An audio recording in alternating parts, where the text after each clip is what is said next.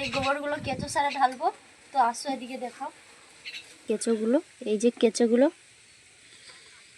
তো বন্ধুরা ওই যে কেঁচো সার দেখালাম, তো কেঁচো সারের তৈরি এটা পিওর অর্গানিক। তো আমাদের মাটির বাড়ি, এই যে টালির ছাউনি দেখতে পাচ্ছ বন্ধুরা।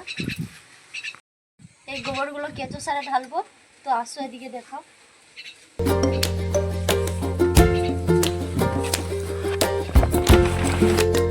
এটা পুরোটা কেঁচো সারের চেম্বার। তো এটা কেঁচো সার কেঁচো খেয়ে নিয়েছে, গোবরগুলো ঝুড়ি ঝুড়ি করে দিয়েছে, ওই জন্য এক পাশটা সাইড করে রাখা আছে। তো এগুলো দুদিন হলো ধোয়া হয়েছে। তো এইটা আমি আবার ঢালবো ওপারে।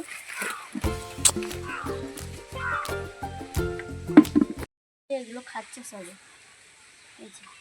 এই যে খাচ্ছে, এই যে কেঁচোগুলো, এই যে কেঁচোগুলো।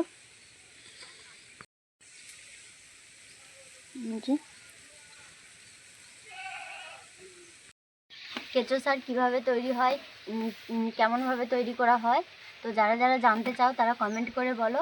তো আমরা ডিটেলসে ভিডিও দেব। এগুলো আমাদের সামনের বাগান।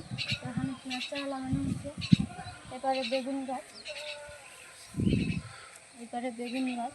তো একটা বেগুন দেখাবে আছে,